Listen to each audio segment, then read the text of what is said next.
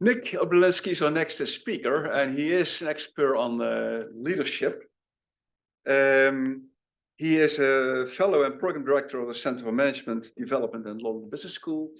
He also was a visiting professor at INSEAD in France. And well, referring to the last presentation about the evolution and the role of the important relevance of flexibility, Nick started a company. He's founder of Agile Plus Leadership International. So Nick, we are very eager to hear about your views about leaders who are in control, or at least who have the illusion of being in control. Thank you. Okay. The acoustics in this place are amazing, aren't they? Yes. Yeah. I've never been in a place where I haven't had to have a microphone, so I feel that I can just talk normally, and even the people in the back. I even like the lectern as well. The lectern is great because normally, you know, if I have a lectern, there's someone always saying, "Well, the man behind the lectern, please stand up." But this is a very good size. So, the story so far, the journey. This is going to be very different, I think, to some of the other presentations, because I'm going to be taking a sort of, if you like, a micro view. But some of the macro things that have been mentioned, I think I can sort of resonate with. You know, this morning, Sander mentioned this idea of change narratives and narratives, and I want to pick up on that.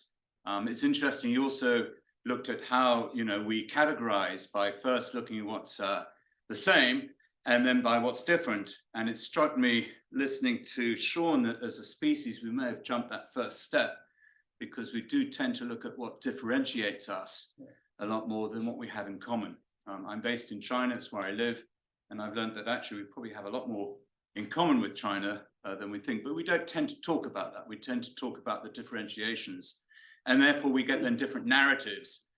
And I want to actually introduce a narrative which is the same all over the world, because there is a common narrative that's going on with leadership, no matter what the size of the organization is, no matter what the country is, no matter what the industry is. And I want to mention that maybe there's a common narrative that can maybe give us some hope, because at the moment it's all been a bit gloomy doomy, and I want to sort of have a much more optimistic view of where leadership is going. So that evolution of leadership, if you like, and building on what Dan talked, I think it's the evolution will be more about, you know, how do we cope with what we have, and if we're going to change the narrative of leadership, it's not about getting out of the old and moving in with the new. It's building about what we already have. I also want to echo this idea of the need to decentralize. That's a common theme. There's a pattern about decentralization, and I think hopefully what I mentioned and talk about, even though in a very different way to what Dan talked about, will give you a resonance on this idea of decentralization. So this idea of control, what I'd like to do is actually redefine control, because at the moment we think of control as something done by a person objectively on other things, or by a group on other things. It seems to be, if you like, a linear relationship, and I'd like to redefine that. And my speciality is, well, what is control for? And I'm going to be taking a view of leadership. Leadership of organizations, it's about getting a better performance, maybe better productivity, better innovation, if you like, you know, reduce costs, increase revenue, the normal performance criteria.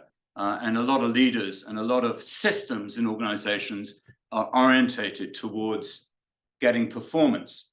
But, and here's a big but, the world is much more volatile, or VUCA, volatile, uncertain, complex, and ambiguous. We've mentioned that uncertainty a lot, and therefore control is a lot harder. And it's become, if you like, an illusion for many in organizations, or many organization leaders suffer under an illusion of control because they are using the narrative, if you want to use the word of today, or the mindset of the past to deal with the problems of today. And that doesn't work so well. So is there a new way for leadership? Is there a new way of leaders? Is there a new way of followers? How many of you, by the way, because I was looked at the name badges earlier, a lot of universities here. Is anybody, how many of you are not from a university? Okay, so we can see the majority are from universities. I have to apologize because what I'm going to show you is deeply unacademic, highly questionable, of course, and the research methodology may be a bit sort of so-so, but what the hell, it works. And I want to take you through a journey that we take some leaders through to give you an idea of maybe there's another way of looking at things. Because I think if you want to change the world, it's very simple. Just change how you see the world. If you change how you see the world will change for you. So what we try and do is we change how leaders see the world, and we find that that changes the world for them. Now, whether or not that objectively makes the world a better place, I don't know. But certainly from a personal individual point of view, it makes things better. So I'm going to be much more on the individual level rather than the macro level. And this is why it's going to be a little bit different. And maybe we can have another way of looking at control. Because it strikes me that the world is changing. And we're here in the Royal Academy of Sciences. I'm not a scientific, I'm not a scientist. I did write a book which included science. But it strikes me that the journey that we're on in the world is sort of similar to the journey that science has taken. You know, at the turn of the 20th century, this was the sort of basic knowledge. Everything had been sorted. We had immutable laws. Energy, mass were different, time and space were immutable. We had these laws. It was a clockwork universe, Laplace, tick-tock, tick-tock. And if you can know the position of every single molecule in the universe, you can predict the future. And that's where science was, maybe at the turn of the 20th century. And then a guy came along called Einstein. He said, well, you know, there's deterministic certainty. Yes, there is determinism, but it's maybe not as certain as we think, because maybe time is not constant, maybe it's relative. If you're at the top of the mountain, things go faster than at the bottom of the mountain. Space and time are not separate, but are linked and curved, and mass and energy are linked. So this kind of went against the traditional view of science. The next thing that happened then was, and the only constant is the speed of light.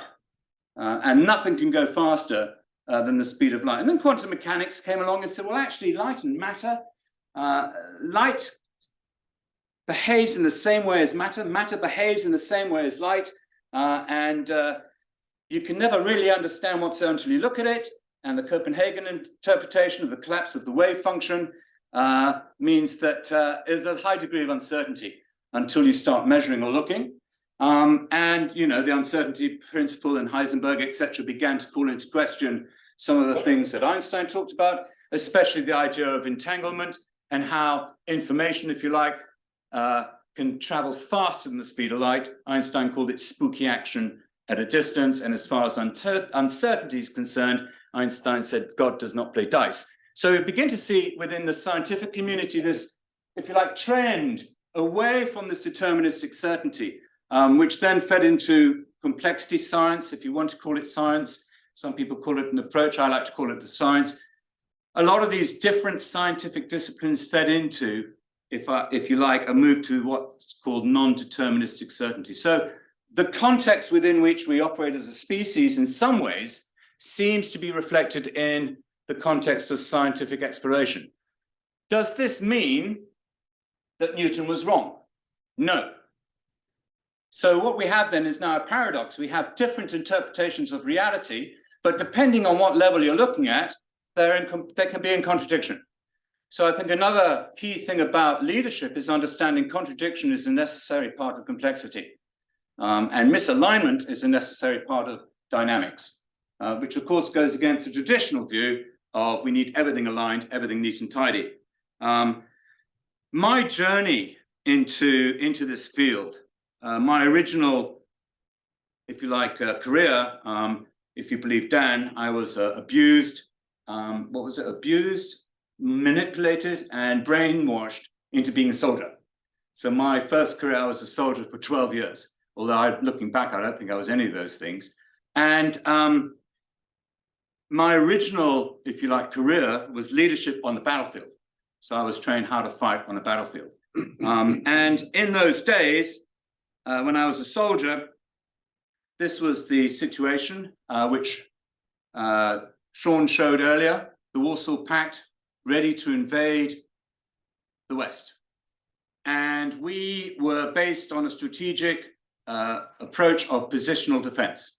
So in Germany at that time, the political imperative was not 1 meter of German soil.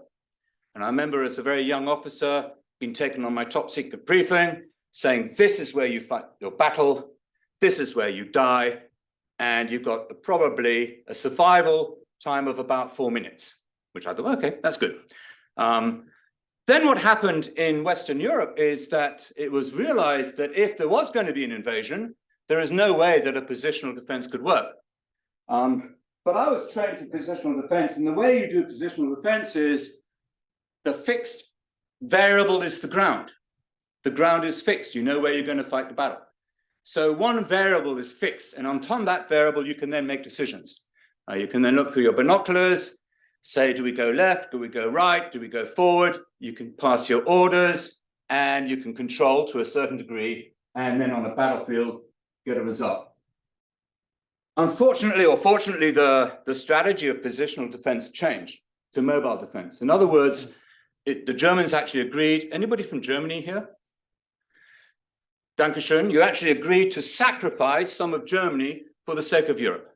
In other words, we would allow the Warsaw Pact to come in because there's no way we can stop them. But what we can do is do a mobile defensive battle where we can hide, let them pass, and then hit them from behind, or hit their artillery, or hit their, if you like, command and control. Now, unfortunately, the command and control approach of officers making decisions and passing orders was great when things were static, but when everything was moving, by the time you've decided what to do, everything has moved. So we had to experiment, and what we did was we found that if we pushed decision-making to the lowest possible level, so with a combat team of tanks and artillery and infantry, spread over kilometers of real estate, the decisions I would make as a combat team commander, if I push that down 10 levels so anybody can make that decision, what would happen on the battlefield that would take maybe 30 minutes under the old command and control, under this command and control would take maybe 30 seconds. So we got an astonishing speed response and being much more agile by pushing leadership to the lowest possible level and decision-making to the lowest possible level. And nothing would explain this, because this went against everything I'd been taught until I read this book. Oh, by the way, if you want to see how that actually works on the battlefield, there's a link to the talk I gave in Singapore, which explains exactly how you move from 30 minutes to 30 seconds in an armored warfare battlefield. I won't go into the details here for those who like the military stuff. Nothing would explain this apart from when I read this book by Gleich called Chaos, and I thought, wow, this explains this.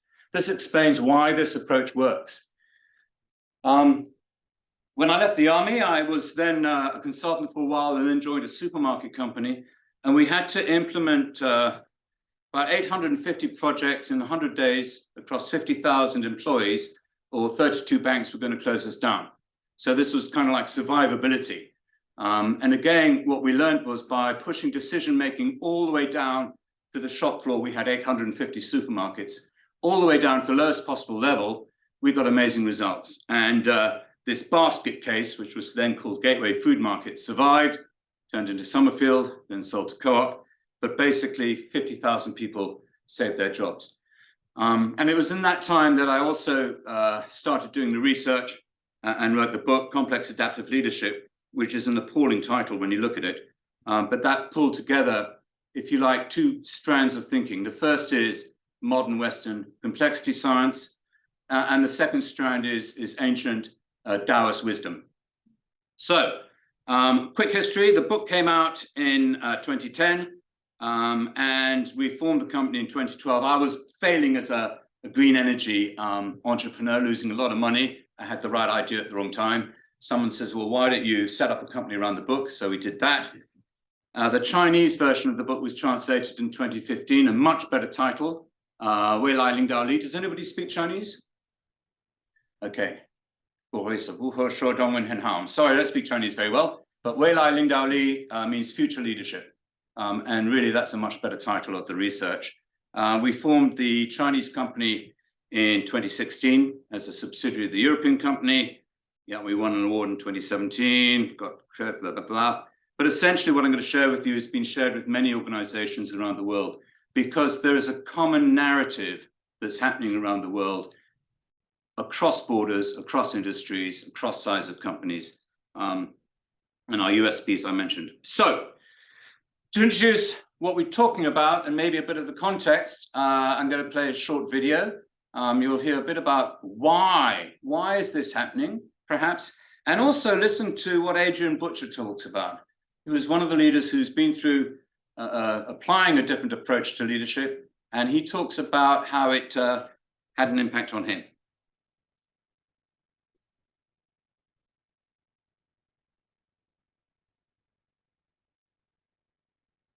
We are all in the midst of a digital revolution. Can you hear that? That is transforming almost every aspect of our lives. Interconnected across the world in ways that would have been beyond the imagination of our grandparents, we have instant access to vast amounts of information. These digital technologies are enabling an explosion in innovation and entrepreneurial activity that is historically unprecedented. In the face of increasing complexity and volatility, many organizations are reevaluating their approach to leadership. The agility, creativity, and innovation that they need today offer new, innovative approaches. Complex, adaptive leadership, a new award-winning model of leadership that has its roots in complexity science, is now helping many organizations address these critical challenges. When I first got involved with it, I was deep into major programs, major projects, running around all over the place. So sacrificing my own personal health and family to try and meet the next objective, and jumping on a plane, going to meetings, working all the hours, etc., thinking that the only way to overcome more challenges and complexity was by working harder. And what CAL, or Complex Adaptive Leadership, taught me over a period of time, it wasn't an aha moment, but over a period of time, was there's more to it than that. It's about understanding what you can control and what you can't control. And whereas before I was caught up in a world where I needed to start doing more things to overcome challenges, the reality is you need to stop doing things to allow emergence to take place, and then you can start doing new things to replace or fill the gaps that you've created by stopping. So let's do a little thought experiment. I think it was Sean who talked about how only 5 people are making decisions despite all these people thinking, and he did this. And this is how we think organizations are. You know, we have people at the top, well, what do we call? We'll call them leaders. You know, people in the middle, what do we call them? Managers. Yeah, and then we can have a big debate about the difference between management and leadership, and the people at the bottom. Anybody from HR? Good, we can be rude about HR. Well, the important ones we'll call talent. And that's how organizations are organized.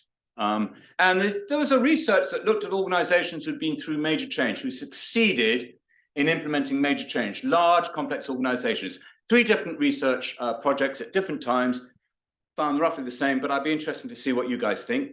And really what interested the researchers, what were the solutions that made the difference? You know, and there wasn't just one solution, there were lots of solutions. And some of the solutions originally were thought of by the top. Some of the solutions originally thought of by people in the middle. Some of the people at the bottom also thought of some of the solutions as well. So they took a solution, backtracked, who originally thought of this? And what I'd like to ask you is, of 100% of solutions, i.e. the answers, what percent in a major change initiative, what percent do you think are originally thought of by people at the top? And the way we're going to do this is we're going to ask you to do some interaction here. Get your phones out, scan this, or if you don't have a phone and you're using the interweb, you can enter on www.menti.com 6303-8630. I have no idea if this will work, but hopefully it will. And you'll see that there is a choice. There it is again. So in terms of dynamic change, what percent of solutions are originally thought of or originally come from the top? So you can choose, well, it's over 80%, 50 to 80, 30 to 49, 20 to 29, 10 to 19, under 10. Can you give us some feedback? Are you actually seeing this on your phones? Yes, yes. Oh, wow, technology works. So let's see what you guys think. You know, where are the solutions? Because if you look at control, you can't control if you don't know what you're doing, right? So you need to know what you're doing. You need to know the answer. In order to control, you need to know the solutions, right? So, you know, where are they? Where do they come from? What percent come from the top? And let's have a look. Here we go. Okay, so we can see 24 people have voted. Majority are under 10%. Nobody's going over 80%. I did this in Russia, by the way, in Siberia. We had different tables, different industries. And one table said 100%. So I thought I obviously hadn't explained the exercise very well. So I went up to them and said, you know, no, I'll explain what this is. He said, no, that's right, 100%. I asked, what industry are you from? Defense. Oh, okay. And the rest they say literally is history. So most of you saying that, oh, wow, so you're big majority under 30%. Okay, so what is let's look at a high number. What is the assumption of a high number for leadership? Let's say it was 100% or 80%. What would the assumption of leadership be? They know. They know. Yeah, the assumption is they know. What's the assumption of a low number? They don't know. They don't know. It's pretty simple, right? High number, they know. Low number, they don't know. And what you're saying is most of the time, leaders do not know.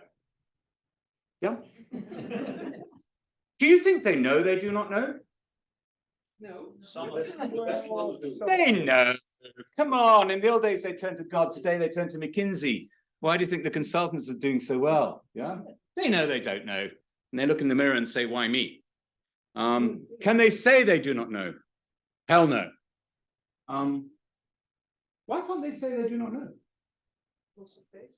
Loss of faith. And they're expected to know. They're the leaders, right? What about the people below? Do you think the people below know that the people do not know? Know that the leaders do not know? Absolutely. Absolutely. That's why, you know, when you get the PPT from intergalactic headquarters and the bag carriers beam in and the CEO stands up and goes, blah, blah, blah, here are the solutions. What do they say at coffee break?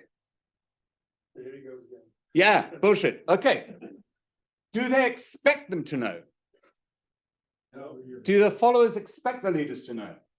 No. They expect them to know because they're the leaders and they're paid all this money. So let's close the loop. The narrative that is common all over the world today, leaders do not know the answers. They know they do not know.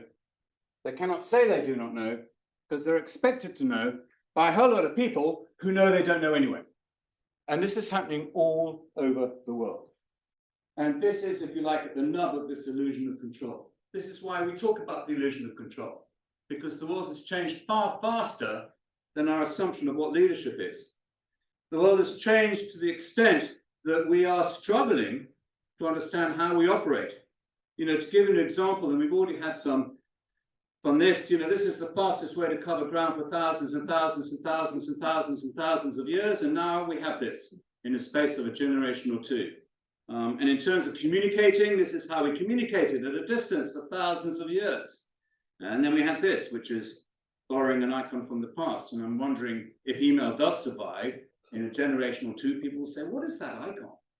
It's an envelope. What is an envelope? Well, we had to stick our tongue, too much information. And but now we have this. And I used to be a soldier. Most of this technology has been driven by military technology. You know, Nokia, for example, is not so much about connecting people, it's how do we kill people and continue to communicate in a nuclear environment. That's where mobile phone technology came from.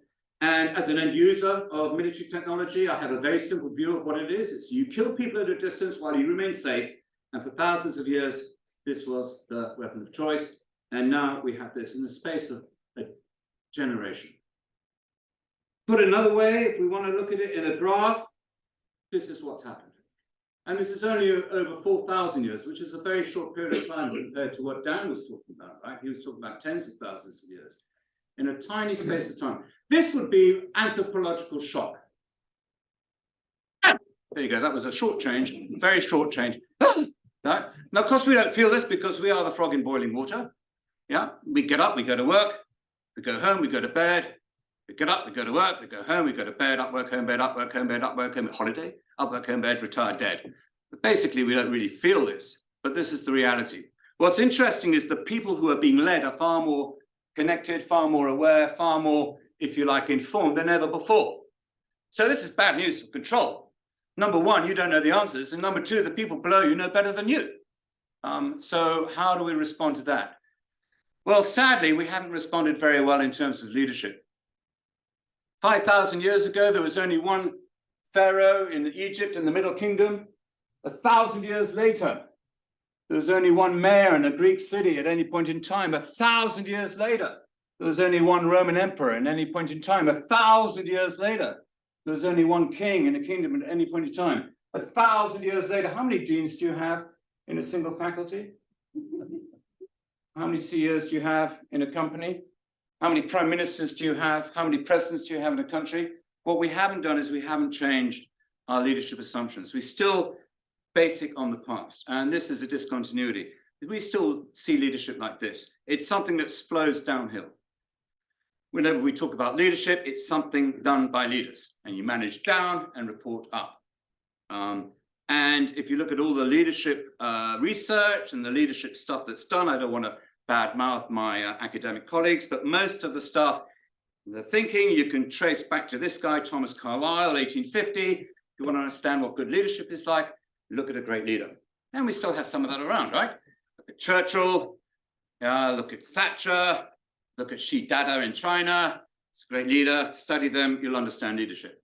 And all we've done since 1850 is we've just redefined leadership 1.0. From the directive leader to the transformational leader to the engaging leader to the situational leader to blah, blah, blah, blah, blah. All of this is just old wine in new bottles. We still see leadership as something done by leaders. And we need to move on beyond that. So I'm not saying this is wrong. I used to be a major in the army. I love this stuff. But actually, we need to move beyond that because this is not going to solve the problems that we're facing today, and certainly not solving the problems in organizations. Whether or not a change of leadership view will change and solve the problems we looked at this morning, I have no idea. I can only talk about at the organizational level because the reality is organizations are much more complex, which is interesting because as the world becomes more complex, organizations are becoming more complex. So simplification is not the answer. Yeah, you'd think if simplification was the answer, organizations will become more simple to deal with complexity, but it's not. Simplification is not the answer for dealing with complexity in a complex world. Simplification is the answer for the simple, but it's not for the complex. How many of you, I guess in universities, do you have matrix? Do you have matrix reporting in your university? Anybody in a matrix here? Well, tend to be in faculties, right? Yeah. And do you have in universities issues between faculties and what's called cross-boundary communication and, oh yes, collaboration? Yeah, it's an old perennial issue, isn't it? And of course, organizations who are more, let's say, commercial-minded overcome that by introducing matrix where you have two different reporting lines. And essentially, we call that leadership 2.0. That's going sideways. Yeah. Where you're spending your time leading and being led sideways rather than managing down and reporting up. And of course, this takes time. It takes a lot of time to build the relationships, to ensure you have the connectivity. But that's what leadership 2.0 is for. And this morning, early on today, we saw in your poll, leaders don't know the answers anymore. So it doesn't stop there because what we also need is leadership 3.0, which is leadership going upwards. So instead of leading down and reporting up, you're leading up and reporting down. One of our clients in China, a leading AI company, went through this journey and they completely changed their reporting. So reporting goes downwards. So the CEO every week writes a report, which is fed to everybody, and it's all reporting downwards. There's no reporting up, it's all reporting down. And they're finding they're much getting better communication results. So it's not 1 or 2 or 3. It's 1 and 2 and 3. And what that means is that leadership then becomes a dynamic. And what we find, this is our research, high-performing leaders spend maybe 10, 15% of the time on leadership 1.0, but the average is about 43%. In other words, they're spending nearly over twice the time on control, i.e. managing down and reporting up. And the reason for that is there's a 1.0 mindset, the 1.0 narrative. Leadership narrative today The common narrative is good leadership needs good leaders, because it's a 1.0 narrative. And it's 1 and 2 and 3. The question is, can it work? Do leadership competencies exist at all levels? This is a research in a company. Korn Ferry went in, they spent an awful lot of money redefining competencies. How many of you have a competency model in your organization? You have 360? No, sort of? God, universities don't have competency model. Well done, you don't really need them, a waste of time. But anyway, and what they found is after 10 years of this new competency model, they wanted to, obviously, HR come in, they want a new one. They thought, well, let's check the old one, let's check the data. And what they found actually is the level of competency for all their different leadership competencies were pretty much the same, no matter what the level. So what's interesting, for example, is directing others. We expect, first level, more doing that and executives doing less, or strategic agility, the executives would do more and the lower guys would do that. You can see that leadership competencies exist at all levels. So leadership 3.0 is a possibility, but there are some barriers. But it's not just 1 or 2 or 3, it's 1 and 2 and 3. And if you look at leadership 2.0 and 3.0, you can ask more interesting questions. How do we motivate people? That's a great 1.0 question. But actually a better question is, what are we doing that's demotivating? And stop it. Another one is, how can we develop talent? Well, maybe a better question is, how can we get talent to develop us? How can we empower subordinates? Maybe a better question is, how can subordinates empower leaders? Because expecting leaders to know when you know that they do not know is hugely disempowering for leaders and creates a lot of stress. And that's why Adrian was jumping around everywhere, trying to stay on top of everything, because his people expected him to know when they knew that he didn't know. And that was very disempowering for him. And he nearly had a breakdown. How do we increase engagement? Well, what are you doing that is decreasing engagement and stopping it, et cetera, et cetera. And so this idea of leadership extending beyond a role, a competency, what somebody does, into a dynamic. It's not just 1 or 2 or 3, it's 1 and 2 and 3, and that's what we call leadership 4.0. Leadership 4.0 is seeing leadership as an agile dynamic that involves everybody in the organization, knowing when to lead, knowing when to follow, and it changes. Sometimes I'm leading, sometimes I'm following. It's a very agile dynamic. And essentially what that is about is it's about self-organization. Self-organization gets better results. But in order to understand this, we're now talking about leadership as being more complex.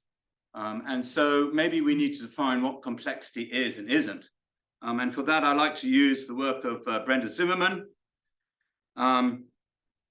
Complexity and what is not complex, it's all about the degree of uncertainty to some degree. So when things are simple, you know what cause and effect is. Manufacturing is simple. Now, people involved in manufacturing would say it's not simple, but actually, if you think about it, you have raw material, you have a box called the factory, you can determine what's going to come out. Anybody fly a plane here? Yep. Flying a plane in this model is simple. Yep. Push the stick forward, buildings get bigger. Pull the stick back, buildings get smaller. Keep pulling back, they get bigger again. You can have cause and effect. You know what's going to happen, the simple. And in the simple, you eradicate uncertainty. This is where you have control. This is where you have Six Sigma. This is where you have process. This is where you have control. Because you want to eradicate that uncertainty as far as you can. And I like to think when I'm going on a plane, you know, the pilots are operating a little bit better than, yeah, more or less. Okay, they're following a procedure. They know when to take off. They're following a process. The next level is when things are complicated. This is where cause and effect can be determined, but you need analysis. This would be, for example, corporate strategy. I used to be a consultant in strategy, study the market, study the competition, study the pricing, blah, blah, blah, blah. Then you make a decision, formulate, and then you implement. So this would be, for example, looking at project management, defining what needs to be built. This is like architecture, building a building. It's complicated. And then you mitigate uncertainty. So there is control, but it's not fully controlled. You have to be, let's say, a little flexible, because every project plan, as soon as it's printed, is probably out of date. So you need to then fine tune that critical path or that PERT chart or wherever you're using. Both of those two share the same view of the world. It is a controllable world, and you can determine what's going to happen. And that was my first book, Practical Business Re-Engineering. Very linear. Know what you want, make a plan, implement, measure. And if you don't get what you want, change the plan or change what you want. Simple to say, hard to do, and you'd be amazed how many companies get that simple approach wrong. But those two approaches are linear, and this is where control is needed. Then we have the big jump into the complex. And this is the non-linear, uncontrollable world. This is where cause and effect are so intertwined. By the time you do the analysis, it's all changed. The weather is a complex system, so there is some predictability. Yeah, more or less. Hot in the summer, cold in the winter, 30 degrees in Singapore, more or less. But the accurate predictability is very low. And this is about navigation. And this is essentially what we talk about, navigation, giving people the maps to navigate. And this is where complexity science comes in. So our approach is based on navigation, not skills. So the traditional approach for leadership development is based on skills, learning the ropes. We prefer to talk about maps, learning to navigate uncertainty. And I'll share with you maybe a couple of the maps that we have. But maybe first a little dive into complexity science, because we use complexity science to enable people to maybe have a different mindset. So, for example, complexity science shows that complex systems can operate under a few simple rules. There is predictability in terms of pattern recognition. Patterns emerge. There is emergence. So an example of that would be, you've probably all seen this. This is called Boyds Birds flocking. There you go. 300,000 starlings above Denmark. Who's in charge? No one. Where's the leader? Who's controlling this? Do you know how they do this, by the way? Anybody? Yeah, how do they do that?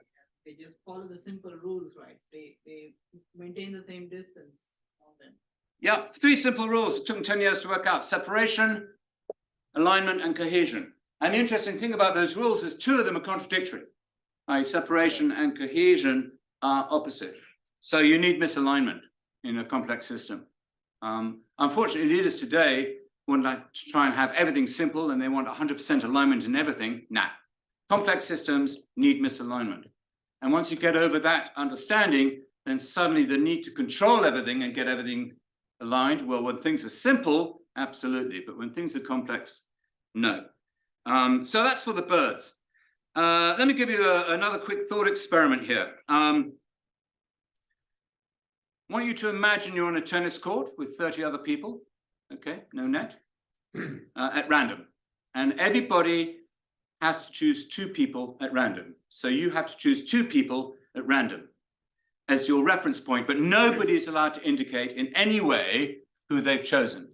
So you don't know if you've been chosen, or if you have, how many people have chosen you. All you know is you've chosen that person over there and this person over there at random. 30 people spread around at random. And how many of you have seen this exercise, by the way? Yep, so you can vote, seen the exercise, know the answer. You're all now told you have to position yourselves at equal distance from those 2 people at the same time without talking. So no talking, you have to position yourself at equal distance at the same time. And you have a few simple rules: use minimum movement, use the space, but you can only stand still when your 2 reference points are standing still. So if they move, you have to move. So you can see this is quite complex, right? Because you moving against 2 people who've chosen, 2 people who've chosen, 2 people who've chosen, 2 people who've chosen 30 times. Mathematically, you've got more circular references there than the great God Excel herself can cope with. What do you think will happen? Right, so you've got a choice. Go back to Menti. Let's see what you think. What do you think will happen? This will go on forever. It'll be birds flocking. Yeah, this is going to be like the birds flocking. It's just going to be a sort of perpetual movement as people try and get to the equal distance. Maybe after a few hours, it might stop and settle down. After an hour, it will stop. After several minutes, it will stop. After a minute, it will so. Or I will not answer as I've seen it before, because I'd like to know who's seen it before when I do this. Okay. So why do you, can you, is this working? No, it's not, because I haven't moved it on. For that, I apologize. So I need to move this on like that. Now you probably need to have a reload your screen. Yeah, can you see that on your screens? Yeah. Okay, so let's take a couple of minutes, see what will happen. I'll show you what will happen, and I'll show you some of the principles. Okay, let's have a look. Oh, wow, so the majority think it's going to go on forever. It'd be like birds flocking. Okay. Okay, there's a few optimists out there. I think it will, after a minute or so, it will stop. But it looks like it's sort of like the mode, if you like, you're going to go on forever. Okay, so let's see what happens. I'm going to play the video of this. Don't worry, we'll not be here for the rest of your lives. I'll play the video for 3 minutes, experiment, and let's see what actually happens when we do this exercise. But you position yourself at equal distance from those two people. You're not going to talk about it, you're not going to stuff how you're going to do it, it's going to do it. Obviously, then you do have to adjust. Once you're at equal distance, you can stop, until you get to equal distance. Equal distance doesn't have to be in between. So if it's this gentleman and this gentleman, let's start doing this, I do equal distance. Okay? How long do you think this is going to take? Let's see. Hold on. Use space. Go.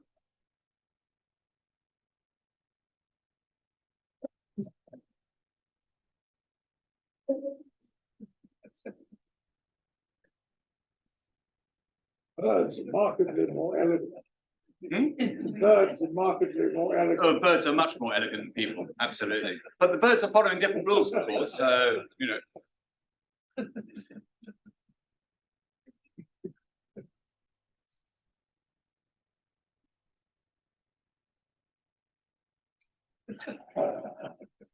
No worries. Don't worry.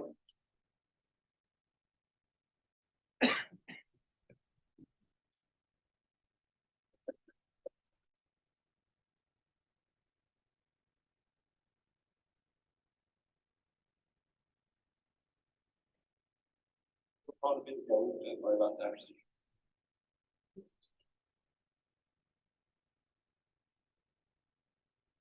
Sorry? Are you all at equal distance? Yeah? Honest? That's very good. That should be just under a minute. What would have happened if people weren't in charge? Why do we have a safety like So everybody laughs when we ask what would have happened if we put one of you in charge, because the more complex things are, the less traditional control you need. And that's one reason I think we're talking about the illusion of control. That's why we meet in Stockholm under the wonderful auspices of the Royal Swedish Academy of Sciences, talking about the illusion of control, because number one, leaders don't know the answers anymore. Number two, the world is much more complex. And number three, the old ways of leading, the old ways of controlling are not working so well. So what do we put in place? Well, essentially, the principles that are needed for self-organization, the principles that allow, if you like, that exercise to work are the same. And there are 4 hard, 4 soft, yin and yang. We use the Tai Chi tool to explain the 4 hard principles, the 4 soft principles. There's an underlying purpose, normally implicit, but everybody knows their own objective. What's interesting about the objective is when I ask who set the objective, and they say, well, the facilitator. I don't know who your 2 people were. So setting objectives, smart objectives are very good when things are simple. Smart objectives with wonderful KPIs, pretty dumb when things are complex. You need to have an objective setting process where people can set their own objectives within the criteria. The second set of rules, if you like, or principles, you have a few simple rules guiding behavior, but you rely on the skill and the will of the people to be able to execute. You have freedom to act, which opens up freedom, but you have boundaries which constrain. And finally, You have feedback and transparency on the one hand, but against that, a high degree of tolerance of ambiguity. So you can see how some of these things are in opposition. What we find in our research is that most companies have what they need. This is over 1,000 companies, 70% score, which isn't bad. I can go into the details of the scores of each one. I haven't got time, but essentially, most companies have what they need for self-organization. The problem then is that it's not being released, because what's happening is leaders are too involved. They're too busy. They don't know what's happening, so they get involved because they think they should know. So they're on top. That looks like micromanagement. And that dampens that self-organizing dynamic. And we find that 83% of leaders, this is over 4,000 leaders, are too involved. They're on the hamster wheel. They're very, very busy. Yeah. And it feels good. Yeah. But why do hamsters do that? It feels good. You know, when someone says, "Are you busy?" "Yeah, I'm busy." "You busy?" "Yeah, I'm busy too." "Yeah, busy." "Yeah, you busy, busy, busy." Yeah. If you say, "Are you busy?" "No, I'm not busy." "Well, there's something wrong with you." Yeah. "No, I'm not busy at all." "Whoops. Okay. Sorry to hear that." Almost like saying my father died. You know, "I'm sorry to hear that." "I'm not busy. I'm sorry to hear that." So we have this sort of narrative that we have to be busy, when in fact you don't. The reason we are very busy is because the world is becoming more complex. We think we should know, we don't know, we know we don't know, so we better find out. And 29% are micromanaging. 87% do not let go enough. The secret of leadership now is knowing when and how to let go. 87% of leaders do not know how to do that well, and 21% don't let go at all. So there's statistics that we have uncovered. It's not just the leaders that are the problem. The other side of the coin are the followers. What's happening with the followers? Well, there's a whole load of different ways of following. You wait to be told, or you ask to be told. It's very nice, because when you're told and it goes wrong, boop, Teflon, not me, leader problem. The next level is, you know, you suggest a solution, you come up with recommendations. The next level is you act and inform straight away. This is the Roman Catholic approach of seeking forgiveness is better than asking for permission. The next level of followers, and you can see as we go through these levels, how the followers are becoming more and more, if you like, initiative taking. You act and inform routinely, and finally, you just self-organize an exception report. So when we look at followers and organizations, the problem is that those two exist, they should not. But leaders, for some reason, like to have them around. They like to be asked because they feel good when they give the solution, especially when the solution works. The next two levels are okay, but they suck a lot of time. The minimum that a self-organizing company or organization should look for is that level 5, I should say, but the best is level 6. And we find that there's a dynamic between the two, because some people go off piece, they need to be dragged off and dragged back to a level. So it's not a linear progression, it's more of a dynamic. In terms of statistics, 48 companies, 24 countries, you can see that over 50% in the first 4 levels. So this now drives leaders being busy. So what's cause, what's effect? Why is that happening? Is it too much L 1.0, or are the followers just not taking initiative? Is there too much control, not enough letting go? It's very difficult to disaggregate who to blame here. It's probably, though, the way we see it is because you still have a hierarchy, you still have leadership 1.0, no such thing as bad soldiers or any bad officers. Leaders need to change their behavior. And what we find is when they do change the behavior, followers change. How many of you think behavior change is difficult, by the way? Okay, let's do this is Royal Academy of Science, right? Let's do a scientific experiment. Okay, so let's do a scientific. Can you all raise your right hand, please? Okay, this is a scientific experiment, so I need to do my scientific observation. Okay, good. Can you raise now your left hand? Scientific observation. Okay, end of experiment. Conclusion. Behavior change is very easy. I didn't see anything. Oh! The second thing is, apart from one or two of you, I didn't tell you to put your right hand out. I didn't tell you to put your right hand out. Behavior breeds behavior. So it's not behavior change that's the problem. It's the narrative we have about what should be going on. I call that mindset. You can call it narrative. If you change the narrative, you change the mindset, behavior change actually becomes a lot easier. But what we tend to do is we tend to look at the output rather than the input. We tend to look at what's driving the behavior rather than, if you like, the mindset that's behind it. And so overall then, most organizations have what they need, 70%. But most leaders are too busy, and the statistic is 47% are disengaged and disempowering. So there's the 47% score is the level of empowerment, so 53% is disempowering. In other words, leaders are more disempowering than empowering because of that narrative, that 1.0 mindset that leadership is about control. Leadership is about me leading you, and therefore I should take responsibility. Over 50% of people are disengaged and disempowered.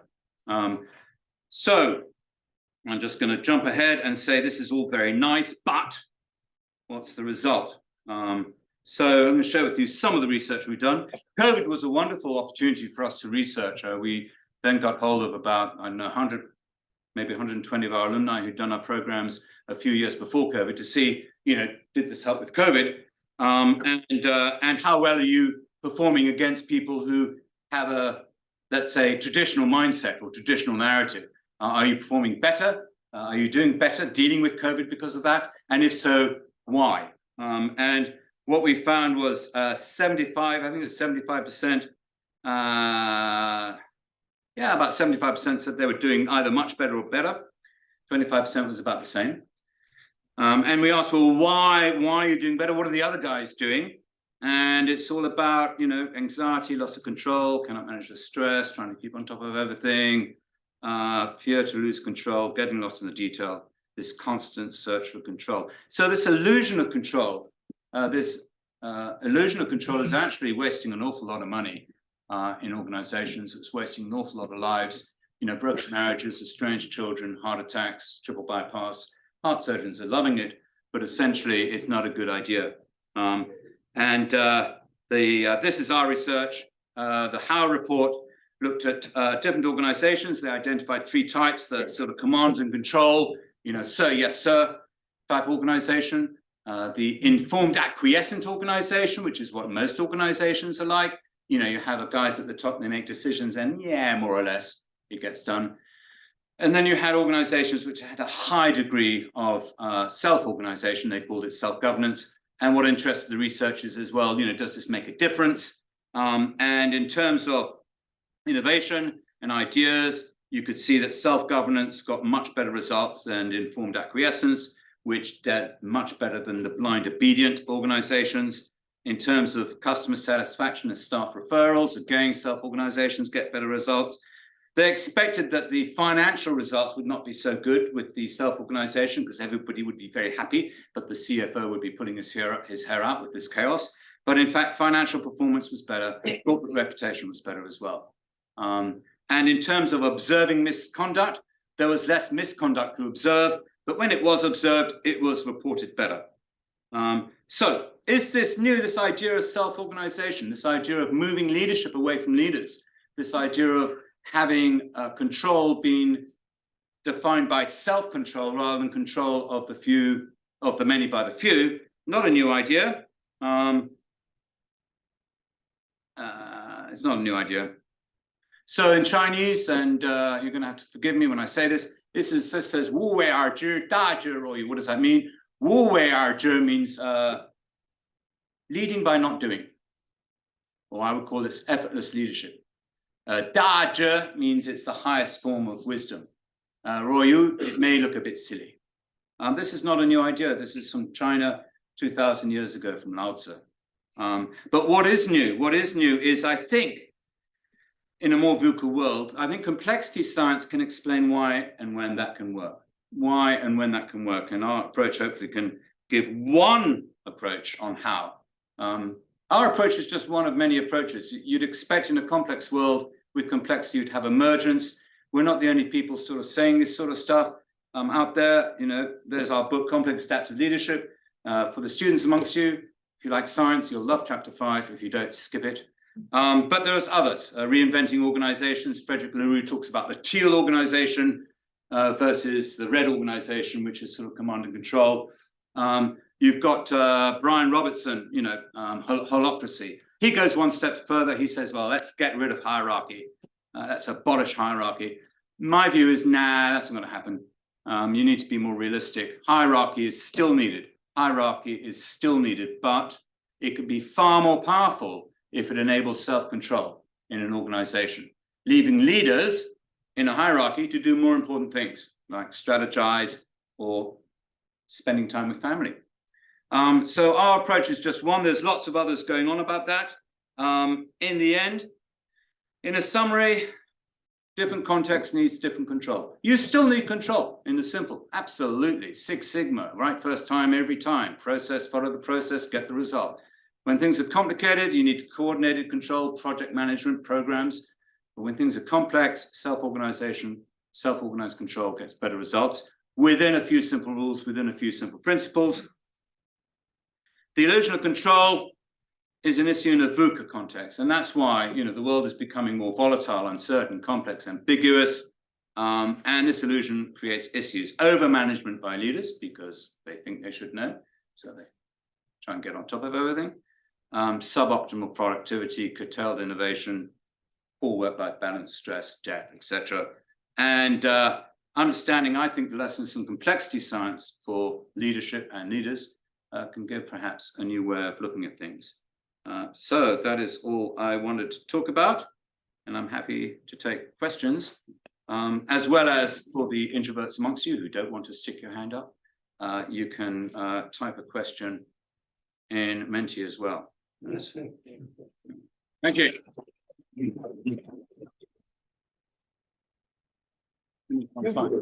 Yeah. Any questions from the audience? Yeah. Yeah. Hi, Nick. Hi.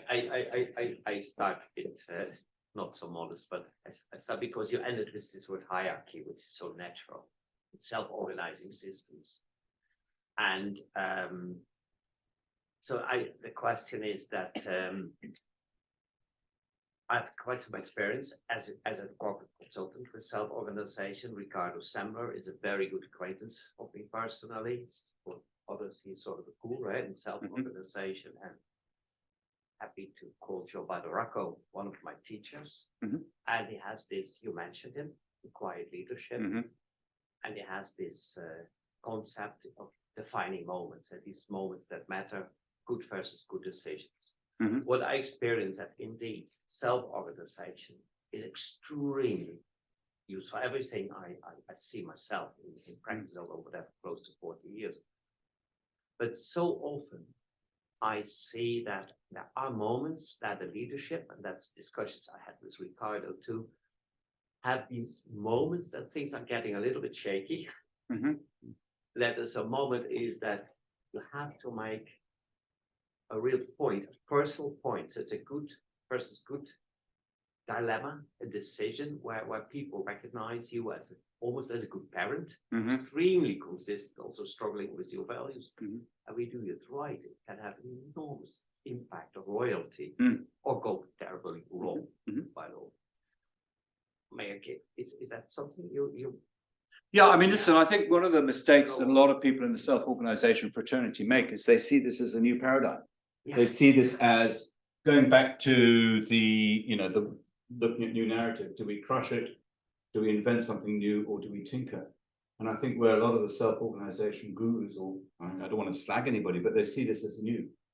Actually, it shouldn't be seen as tinkering. You still have a hierarchy.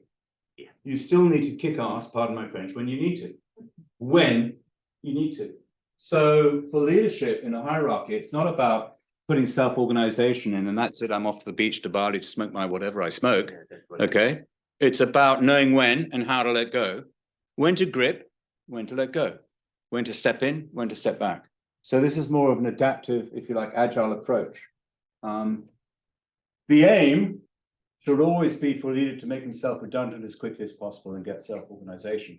The reality is, it's not as easy as that because things change, people slip back, you need to get a grip. So it's both and, it's not either or. Yeah. Does that answer your question. Yeah. Yeah, it's a very common one. I think this is where Frederick Leroux sometimes goes wrong. Because, Frederick Leroux, a lot of the self-organization gurus or people, because they come from a very bad experience from hierarchy. I mean, Frederick Leroux has a lot of unresolved childhood difficulties, as far as I can understand, for when he writes about hierarchy. Same with Bryant Robinson. Hierarchy is bad. It's immoral that a few people control many people is immoral. No, it's not. It's reality. It's how nature works. But I think in a complex world, we need to understand how to let go more and enable self-organization, but also when to step in when everything needs it. Just, yeah. Thanks, Stefan. Yeah. Are you gonna? It's a question in the back over there. Yeah. I'll have others from whole systems. My question relates to the difficulty of changing behavior. Can you say something about the nature of the remuneration systems that support self-organization, or how should they change to support it? So what's interesting is I don't know if you know Dan Pink's work about remuneration. I'm listening. And he says that actually it can go against what you're trying to achieve. Things that drive people is about having autonomy. It's about having a sense of purpose, and it's about developing themselves. So there are three main drivers.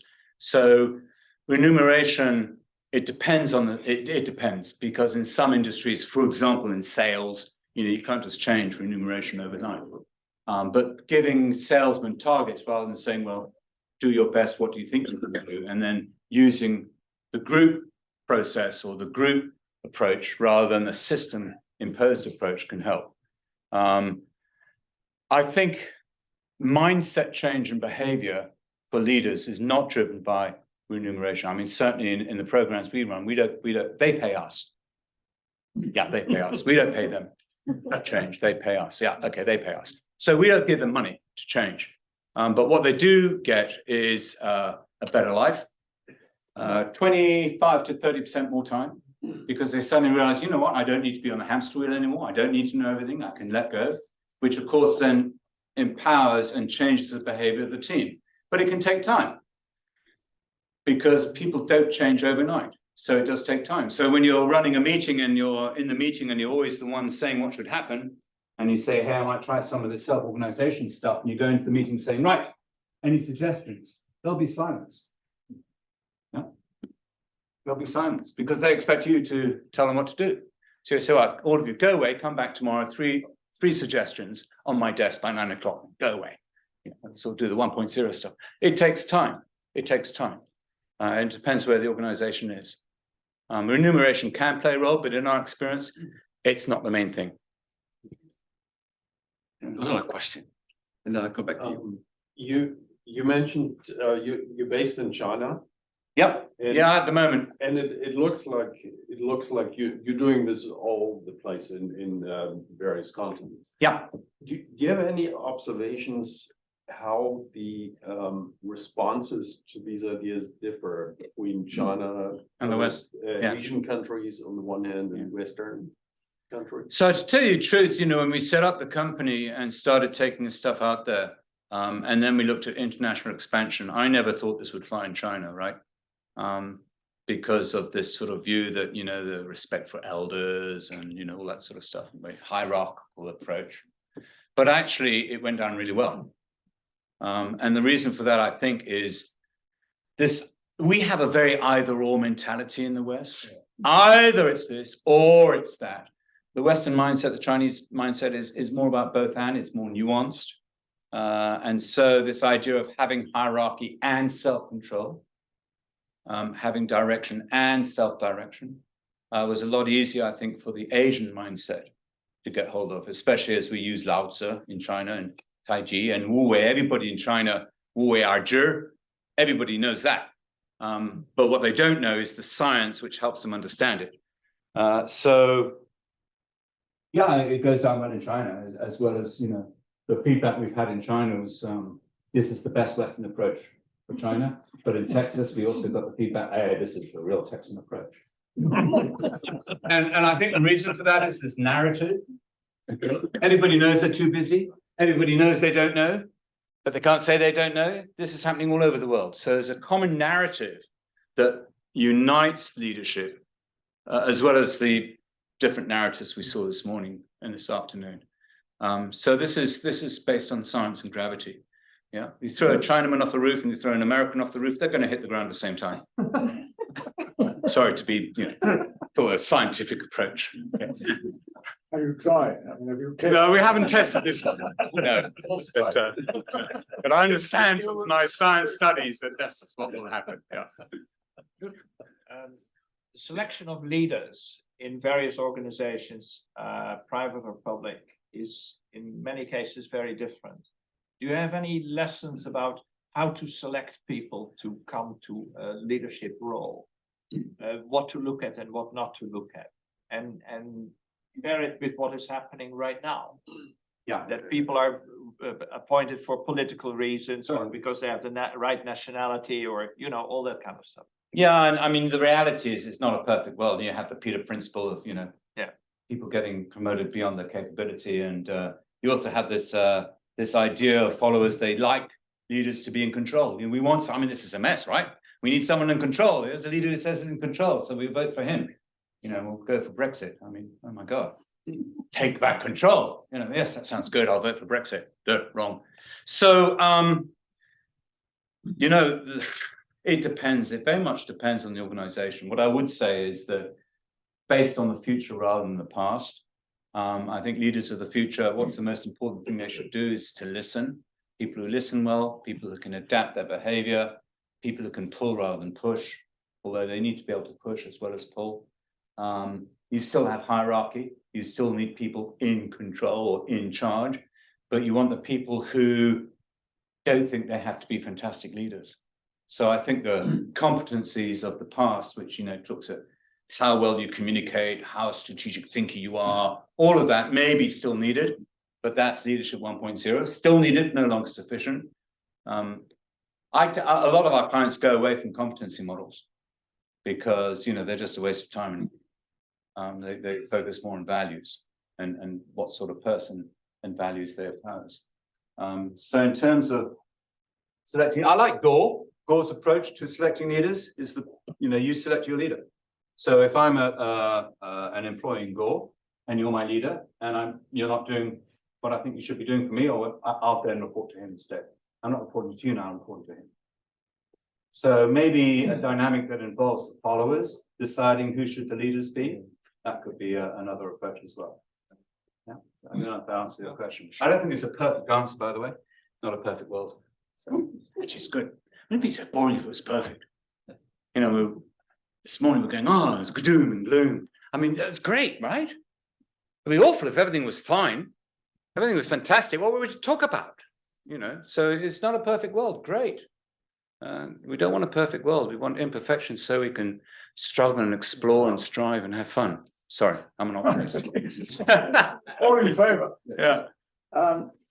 Two things on it. The one is that where you started in terms of your history is, of course, the fundamental difference between modern NATO militaries and the Russian military. Oh, yeah, big time. Huge difference between Ukraine, what's happening in the Ukraine army and the Russian army. I mean, guys, I feel sorry in the 18th century even.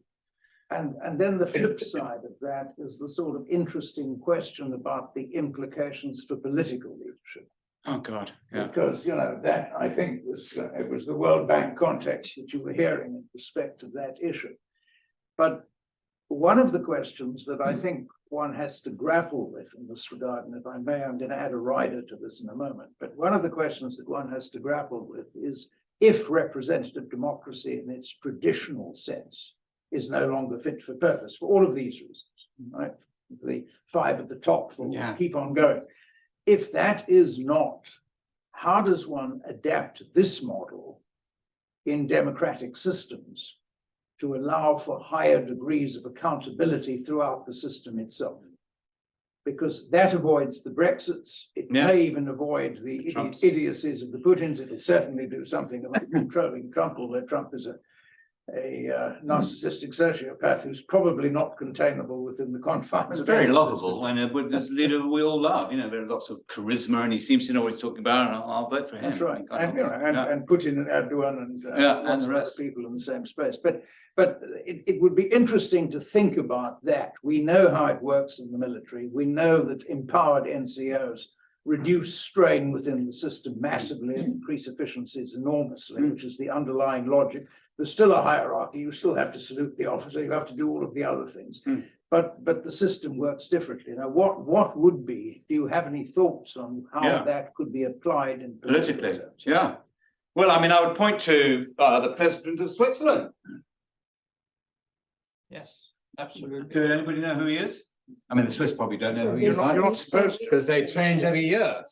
Yeah, they use, I know referenda, it's a bad word in England, but I think what's great about the UK is if you want to know how to do a referenda badly, look at the Brexit as just a case study in how not to do it.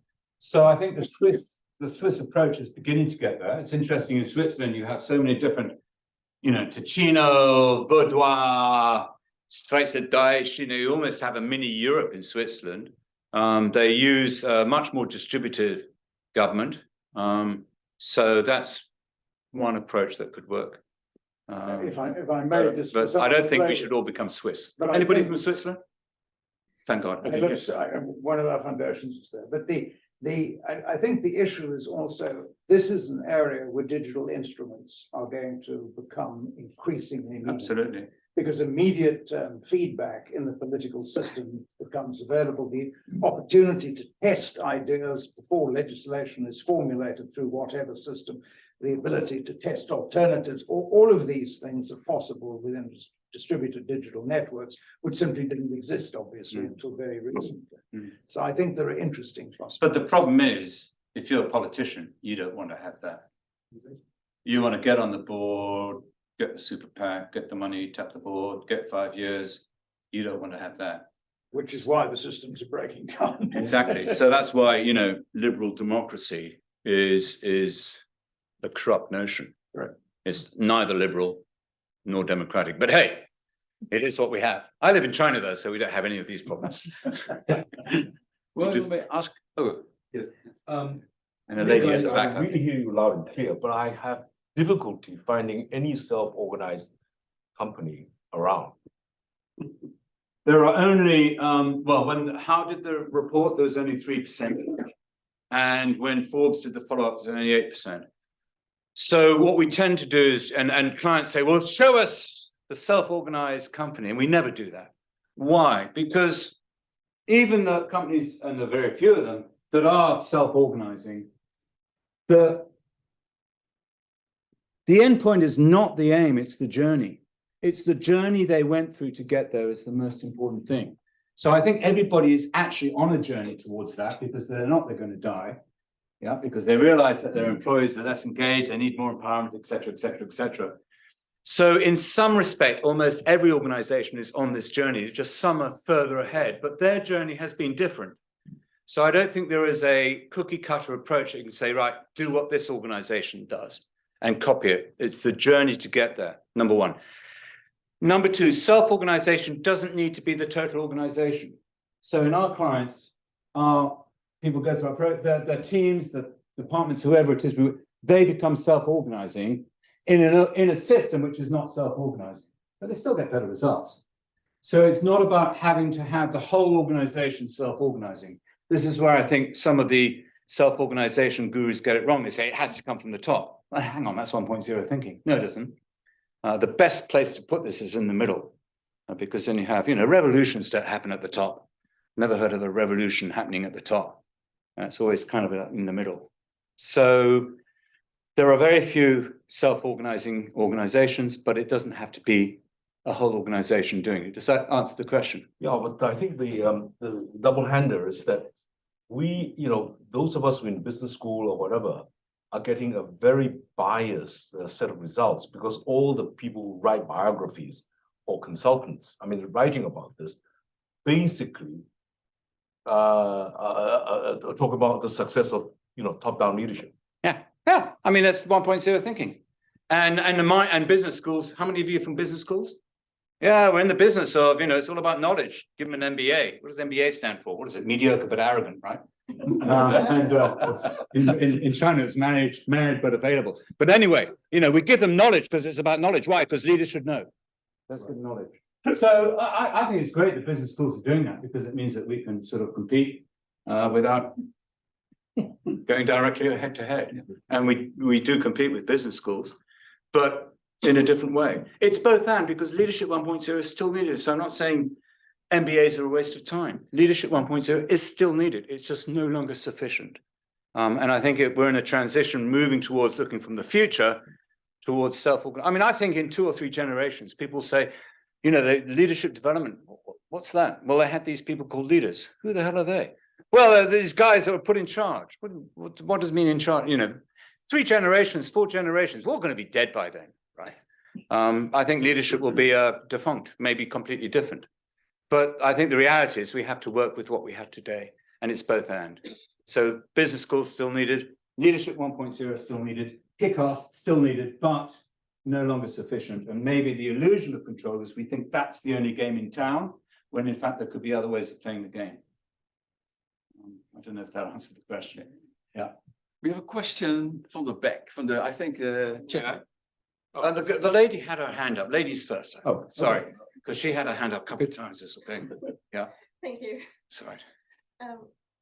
Yeah, I wanted to ask how the employers need to be especially trained or something to actually cope with that, because I've had insights into software company who actually say we've got so much communication tools, we actually don't need hierarchy anymore, and they just kicked out the middle level or entirely. So they had an extremely flat hierarchy. And when the CEO actually told the members of the company, I've known it from a friend of mine who was there, so one of them, actually some of them started to cry because they didn't know what to do anymore. Yeah. Because they feel so lonely. And what popped up afterwards was that the unofficial hierarchies actually took strength, and people went to what they knew was the best one, the person expert or whatsoever, but this was totally misconcepted then. I think it's really, really important to emphasize that you have to take this journey as you described. It's a journey. And I think where people go wrong, say, wow, hierarchy, right, let's get rid of, put circles in, get rid of hierarchy. And, it's not like that. This is a journey. And I think if you, a lot of leadership development, is horizontal, right? So the smart guys will send to Harvard, middle people, we'll get, I don't know, CCL, DDI, and the low people, some local, right? You can also do it vertical. So a lot of the programs we run are vertical. So we have someone from the C-suite in the same cohort as a management trainee, because this is more about the mindset change needed, not only in the leaders, but also in the followers. So again, to answer your question, how do you enable an organization or a team or whatever it is? It's about understanding this mindset change is not just about leadership, it is also about followership. So that's how we overcome that particular issue. I don't know if that answers your question. Question on the chat. I'm sorry, and then I'll come back. We have time. So Doug Carmichael asks, what are the implications of this work for climate change efforts? No, what are the implications of climate change? Well, no idea. Climate change is so big. I tell you, maybe one implication is everybody in this room start thinking about what the hell you're doing. Yeah. Do you need to take that? I feel guilty being here, by the way. I should be doing Zoom because the amount of carbon released just to get me here. But our programs, for example, we're moving everything now as much as we can online because we actually get better results online than a face-to-face program. We're doing a program in America, just put 100, 200 people through it. We worked out that the total carbon release, if we had done that face-to-face, would have been maybe 100 tons of carbon. Flying people in, hotels, taxis, all the rest. Doing it online, it's 80 kilograms of carbon release. Every single person, I think, has a responsibility to think seriously about what are they doing in their day-to-day life in terms of carbon release. Every single person has a responsibility to perhaps be part of the solution rather than waiting for COP28 and all the leaders to come up with the answers, because we know they don't know, right? And they know they don't know either. So I think perhaps the implication of what I'm talking about for climate change pushes that responsibility down to every single person here. Yeah. Maybe. Yeah. Yeah, as you started out from the combat command doctrine, I'm not trained in that field, but it sounded to me similar to what have been known as a mission command. Mission command, yeah. That Spearpoint tactic in the Western Hemisphere by probably general headquarters by Moltke. But it had been around in the Eastern Hemisphere as art of war for a longer time. And can you elaborate a little bit your similarity and difference between mission command doctrine and what you have been describing for business? It looks similar to me. It is very similar. I think mission command is more short term. You have a mission. A structure itself, the principle behind it. The principle is initiative to the lowest possible level. So if you look at what's happening in Ukraine, for example, you have two. I've studied the Kiev campaign. Moved in to try and take Kiev and Pozhstal Airport and all the rest. It was interesting. Interesting for a couple of reasons. Number one, they invaded Ukraine through the Pripyat Marsh, which is the biggest marsh in Europe, and not even the Wehrmacht was stupid enough to do that. But the second thing is that it was all command and control. And even when things didn't work, build a bridge, everybody gets killed, we'll build another bridge because the order is to build a bridge. And the Russian army is very command and control, 19th century thinking. I don't know what it's like now, but when I was in NATO, it was interesting to note that the gas masks, only the officers had the ability to talk. So, nobody else could talk with the gas mask. Only the officers had that valve that they could talk. That thinking is like, command and control. Whereas the Ukrainian is much more decentralized. And if you read some of the combat mission reports, which come from the local leaders fighting that invasion from the north, the one that interested me was from one of the National Guards units was fighting, and they said, suddenly a tank popped up, and they said, who the hell is that? I don't know. Oh, they're killing Russians. Well, they must be on our side. And artillery came in. Who the hell called that? I don't know. But whoever it is doing a good job. And basically, the information of where the Russians were was disseminated to all the units, and a very simple command: kill Russians. So, what should we do today? Well, some Russians over there. Let's go kill them. Much more decentralized. So I'm going to be interested to see how the next part of the campaign pans out for the Ukrainians. But essentially, in terms of leadership, they're way ahead. And that was much more mission command. So I think mission command is very similar to what I've been talking about. I don't think we can call it mission command in business. In business, you call it empowerment, isn't it? HR calls it empowerment. We call it being less busy and having more fun. Essentially, it's about addressing the specific pain points rather than talking about the features. Mission command is a feature. It's the pain points, too busy or too volatile, or how do we do a strategy? Because as soon as we come up with it, everything's changed. How the hell do we control? Those are the pain points that we prefer to talk about that I think are more meaningful than saying, oh, here's a concept, called mission command. Yeah.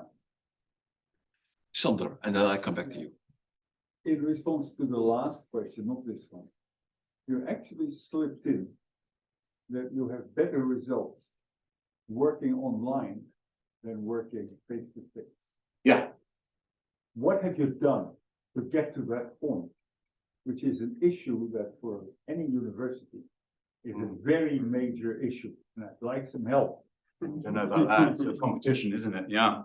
Okay. So we've been dealing online for about 20 years now, before COVID.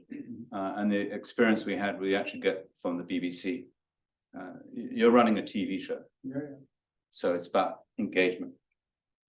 Number two, when you're running a program, people come in, they spend, I don't know, 3 days, 4 days, and then they go and do something. And it's what happens after the program, which is more important. than the program. How do you measure that? So how do you measure it is the answer. We don't, but they do. Okay. So the thing about complexity science, and I think, quantum mechanics shows that if you measure something, you change the result. Yeah. Physicists know that. If you measure a particle, it will act as a particle. Don't measure it, acts as a wave. Ooh, spooky. So measurement changes the result. So if you take that concept that measurement changes the result, make measurement part of the process. It's not something you do at the end. It's all the way through. So we use measurement all the way through, and they measure. The third thing is, rather than putting people through a sheep dip approach. Let's see if here's some. This is the research from McKinsey. Is learning only from workshops, only 20% gets retained. Learning with projects, 66%. The approach we take is just over 85%. And the reason for that is that firstly, chunk it up. So online, we have 2-hour workshops spread over maybe 4 months. Yeah. In between, we have mindful reflective practice. So it's not about going to a workshop, it's about actually identifying in that workshop, what are you going to do? More importantly, what are you going to stop? Because most leaders know they're doing a whole lot of stuff they just don't need to do. How many of you work at work and you sit there thinking, what the hell am I doing this for? Anybody? Yeah, you already know you're doing a whole lot of shit you don't need to do, right? So stop doing it as an experiment. And what we do is we give let's say the encouragement by number 1, here's the science that proves that work. And number 2, if it goes wrong, blame us. Okay. So it's about trying things out in between. So we don't throw everything. At the end of the day, we used to throw everything 2-3 day workshop. We still got good results. The results we got in terms of ROI was maybe 6 or 7 times the money. But with online, we're getting 10 to 20 times the money return on investment. So it's spread over time. So the program we're doing in America, I mentioned 150 or 200 people, 2 hours a week. And we just put that in for the EFMD Award for Organizational Development. Haven't heard if we won it or not, but if we don't, we'll send you the case study and you can copy it. Thank you. Very helpful. Yeah. One last question. Hi, I'm George de Goya. I've been sitting here now for 4 sessions. I'm a bit tired. I don't know how. It's a lot of information that you're tired. But sitting for a whole day is not a natural thing to do. Going to school is not a natural thing to do. Going to work is not a natural thing to do. Being a leader or being leadership is basically sort of dealing with a group of people that are doing something that's not natural. It's necessary maybe, but it's not natural. So the motivational part is at least that's what I think is maybe the most important. The ownership. So I think ownership is much more important than leadership. It's easy when people feel owner of what they're doing. Yeah. Definitely. So that's why self-organization, people actually own the solution they're trying to. Exactly. Yeah. I mean, I had a colleague at the embassy where I was working. Last time I worked as an employee. I'm a self-employed now. I'm so happy there. But we agreed that I would be his boss if he agreed to be my boss. Exactly what you were saying. Cool. And it made us both of us very happy. So did that feel more natural? Absolutely. There you go. Absolutely. Yeah. Absolutely. Yeah. I cried when I said that I was going to leave. Yeah. So maybe the answer is, you're right. We're doing a lot of stuff that's not natural. A friend of mine, Jules Goddard, wrote a book, wonderful book called